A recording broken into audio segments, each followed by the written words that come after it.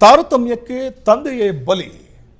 ಇದು ನಿಜ ಕೂಡ. ಯಾಕಂದರೆ ಇಂಥ ಒಂದಷ್ಟು ಘಟನೆಗಳು ನಡೀತವೆ ಅಂತಂದಾಗ ಸಹಜವಾಗಿಯೇ ಆತಂಕ ಶುರುವಾಗುತ್ತೆ.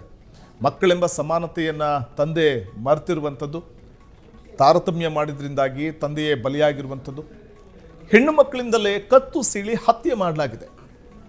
ಹೆಣ್ಣು ಮಕ್ಕಳು ತಾರತಮ್ಯವನ್ನು ತಂದೆ ಮಾಡ್ತಾರೆ ಅನ್ನುವಂಥ ಒಂದೇ ಕಾರಣಕ್ಕೆ ಸ್ವತಃ ಹೆಣ್ಣು ಮಕ್ಕಳೇ ಕತ್ತು ಸೀಳಿ ಹತ್ಯೆ ಮಾಡಿದ್ದಾರೆ. ಹೆಣ್ಣು ಗಂಡು ಅನ್ನುವಂಥ ತಾರತಮ್ಯವನ್ನು ತಂದೆ ಮಾಡ್ತಾರೆ ಅನ್ನುವಂಥ ಒಂದು ಕಾರಣಕ್ಕೆ 60 ವರ್ಷದ ತಂದೆಯನ್ನು ಭೀಕರವಾಗಿ ಹತ್ಯೆಗೈದಿರುವಂಥ ಘಟನೆ ಉತ್ತರ ಪ್ರದೇಶದ ಮುಜಾಫರ್ ನಗರದಲ್ಲಿ ನಡೆದಿದೆ. ತಂದೆಯ ವರ್ತನೆಯಿಂದ ಸಹೋದರಿಯರು ಬೇಸತ್ತು ಹೋಗಿದ್ರು. ಇಬ್ಬರು ಸೋದರಿಯರು ಬೇಸತ್ತು ಹೋಗಿದ್ರು. ಕುಟುಂಬದ ಸದಸ್ಯರಿಗೆ ನಿದ್ರೆ ಮಾತ್ರೆ ನೀಡಿ ತಂದೆ ಮಲಗಿದ್ದಾಗ ಕೊಲೆಗೈದಿದ್ದಾರೆ. ಚಾಕುವಿನಿಂದ ಕತ್ತು ಸೀಳಿ ಹತ್ಯೆ ಮಾಡಿದ್ದಾರೆ.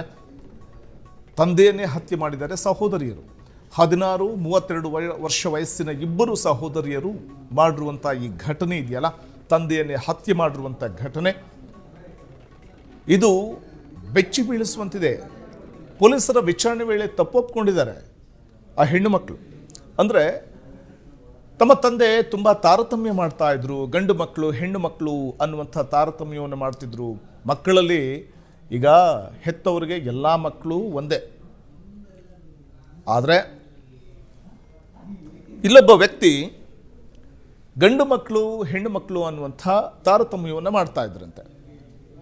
60 ವರ್ಷದ ತಂದೆಯ ಈ ವರ್ತನೆಯಿಂದ ಆ ಹೆಣ್ಣು ಮಕ್ಕಳು ಬೇಸತ್ತು ಹೋಗಿದ್ರು. ಉತ್ತರ ಪ್ರದೇಶದ ಮುಜಾಫರ್ ನಗರದಲ್ಲಿ ನಡೆದಿರುವಂಥ ಘಟನೆ ಇದು.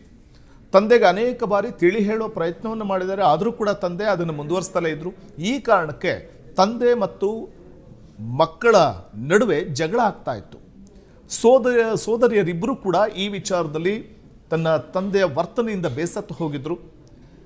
ಕೊನೆಗೆ ಯಾವ ಮಟ್ಟಕ್ಕೆ ಹೋಯಿತು ಅಂತಂದರೆ, ತನ್ನ ತಂದೆಗೆ ಊಟ ಮಾಡುವಾಗ ನಿದ್ರೆ ಮಾತ್ರೆ ಹಾಕಿ ನಿದ್ದೆ ಮಾಡ್ತಿದ್ದಂಥ ಸಂದರ್ಭದಲ್ಲೇ ಚಾಕುವಿನಿಂದ ಕತ್ತು ಸೀಳಿ ಭೀಕರವಾಗಿ ಹತ್ಯೆ ಮಾಡಿದ್ದಾರೆ.